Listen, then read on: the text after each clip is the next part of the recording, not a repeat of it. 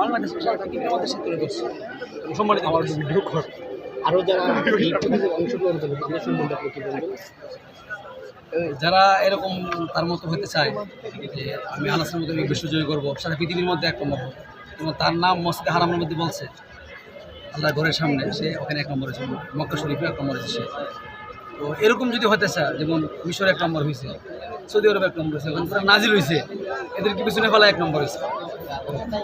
মিশরের সবচেয়ে ভালো তেলাওয়াত করে বর্তমান বিশ্বে, ওখানে সবাইকে পিছনে ফেলে সে এক নম্বর হয়েছে। তার মতো হতে হলে এক নম্বর তাকে প্রচুর পরিমাণে মেহনত করতে হবে। সরকার বাংলাদেশ যে ক্রিকেট এর বুধে এই পিছনে যে টাকা খরচ করে তারপর তারা বিশ্ব জয় করতে পারে না, কিন্তু একটা পুরানের পিছনে কত টাকা সরকারের খরচ হয় যেটা আমরা দেখছি।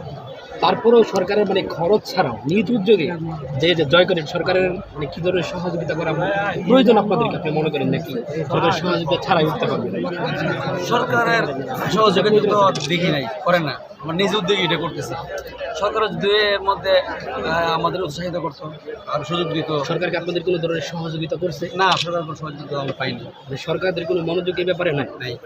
তারা কোরআন নিয়ে কিছু হোক এদেশে, সরকার হয়তো চায় না, তার কারণে তারা কি করে না, কোরআনের মাধ্যমে বাংলাদেশে লাল সবুজের পতাকা মানে বিশ্ব জয় করে সরকার মনে হয় চায় না, এটা আপনাদের মনে হয় কি? আমরা এরকম চাই যে দেশের সরকার আছে, কিন্তু বৈষম্যর জন্য দেশে আন্দোলন হয়েছে, অনেক লোক শহীদ হয়েছে। তো ক্রিকেটে যদি কেউ বিশ্ব চ্যাম্পিয়ন হইতো তারা কি করতো? সংবর্ধনা দিত। সে কোরআন তেলাওয়াতে সে বিশ্ব চ্যাম্পিয়ন হয়েছে, তো তাকে দেয় না কেন? এখন পর্যন্ত কি সরকার দেয় নাই?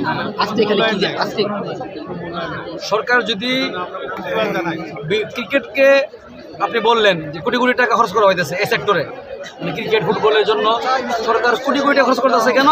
যদি একবার জন্য বিশ্ব চ্যাম্পিয়ন হয়, তো হাজার কোটি টাকা খরচ হয়ে গেছে, এখন কি বিশ্ব চ্যাম্পিয়নের খবর নাই।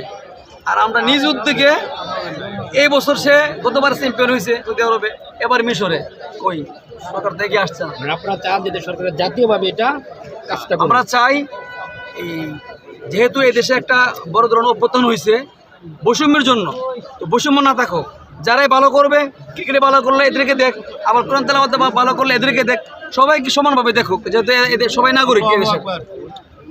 বিশ্ব জয়ের পরে আপনার এখন অনুভূতিটা কেমন লাগতেছে যে একজন কোরআনের মাধ্যমে লাল সবুজের পতাকা সবার সামনে তুলে ধরছেন, এই অনুভূতিটা আপনার কেমন?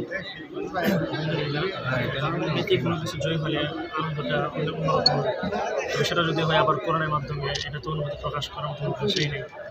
তারপরও বিশ্বের বর্তমানে যে দেশের মধ্যে সবচেয়ে বিশুদ্ধ তেলাওয়াত হয় এবং আমাদের বাংলাদেশের দেশের বড় বড় অনেক প্রোগ্রাম ওই দেশ থেকে আগমনকারীরা আসে, ওই দেশে গিয়ে আমি আলহামদুলিল্লাহ আমার উস্তাদের মাধ্যমে, উস্তাদের পরিশ্রম মেহনতের মাধ্যমে আমি বাংলাদেশের লাল সবুজের পতাকা অর্জন করতে পারছি এবং বিশুদ্ধ দেশকে পিছনে ফেলে আমি প্রথম স্থান থেকে আলহামদুলিল্লাহ আমার কাছে অত্যন্ত খুশি লাগতেছে। আপনি কত বছর বয়স থেকে কোরআন শিক্ষা শুরু করছেন? আমার কত বছর বয়স থেকে বলতে গেলে এটা ছোটো থেকে 8 বছর থেকে। কত বছর কোরআন খতম করছেন? আমি কোরআন 1 বছরে। আচ্ছা, ঠিক আছে, ধন্যবাদ।